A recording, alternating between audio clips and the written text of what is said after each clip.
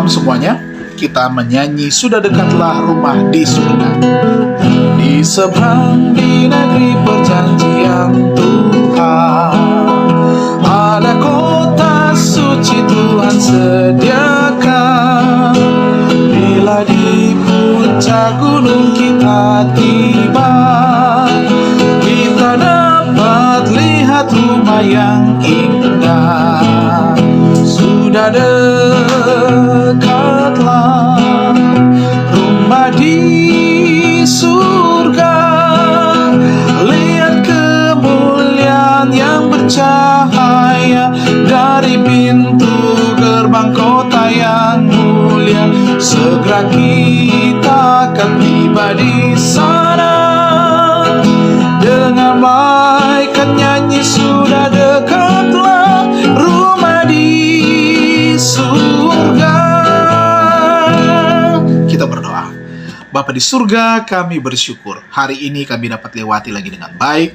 Dan malam ini sebelum kami beristirahat, kami mau belajar firman Tuhan, pelajaran sekolah Sabat. Bersabdalah, kami siap mendengar. Dalam nama Tuhan Yesus kami persembahkan doa ini. Amin. Saudara-saudariku, pelajaran sekolah Sabat kita pada saat ini berjudul Umat Allah yang sisa di akhir zaman. Sekali lagi, umat Allah yang sisa di akhir zaman. Iblis telah berperang dengan Kristus sejak pemberontakannya di surga. Itu dalam Wahyu 12 ayatnya yang ke-7. Tujuan iblis saat itu dan tujuannya sekarang adalah untuk merebut kendali atas alam semesta. Kita baca dalam Yesaya 14 ayat 12-14. Pusat perhatiannya pada akhir dari sejarah bumi adalah ke atas dari umat-umat Allah. Wahyu 12 ayat 17 dengan tegas menyatakan bahwa naga atau iblis marah kepada perempuan itu atau umat Allah, lalu pergi memerangi keturunannya. Dan pernyataan ini keturunannya yang lain diterjemahkan sebagai yang sisa atau umatnya yang sisa. Tapi umatnya yang sisa ini tetap loyal kepada Kristus, menurut pada kebenarannya dan setia kepada misinya. Wahyu pasal 12 ayat 17, iblis atau naga marah pada perempuan itu atau gereja Allah. Iblis sangat marah dengan umat yang menuruti akan perintah-perintah Allah, dan dia akan melakukan apapun untuk menghancurkan mereka.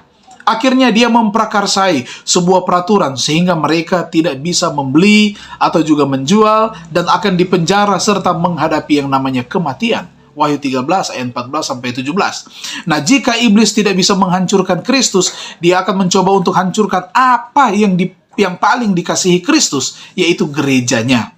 Perang terakhir di bumi ini tidak berpusat di Timur Tengah atau konflik-konflik yang terjadi di sana-sini, di Rusia, Ukraina, dan yang lainnya. Nah, ini katanya sebenarnya adalah pertempuran antara dua kekuatan yang berlawanan, yaitu Kristus dan iblis. Sekali lagi, tidak ada yang netral. Pertanyaan utama dalam perang terakhir ini adalah siapa yang mendapatkan kesetiaan kita?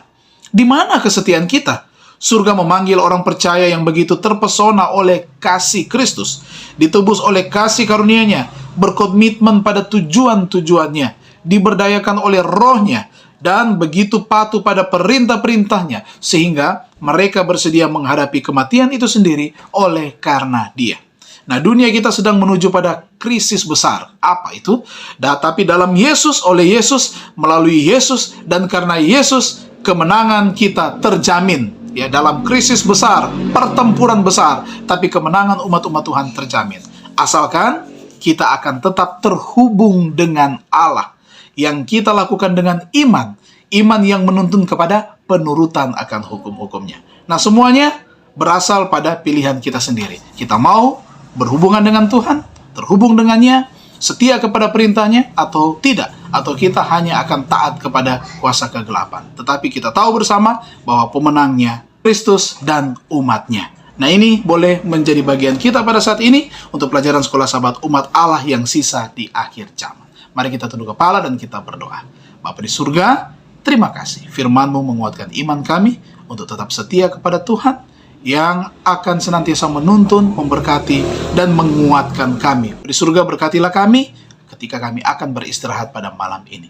Kami berterima kasih untuk semua berkat-berkat yang kami rasakan hingga saat ini. Semua umat-umat Tuhan akan mendapatkan ketenangan, sukacita, dan damai sejahtera dari Tuhan. Malam ini kami beristirahat dengan nyaman, bangun besok pagi dengan kekuatan yang baru. Ini doa dan sembahyang kami. Terima kasih Tuhan mendengar dan menjawab seluruh doa kami. Di dalam nama Tuhan Yesus kami persembahkan doa ini. Amin. Terima kasih, Tuhan Yesus memberkati kita semua.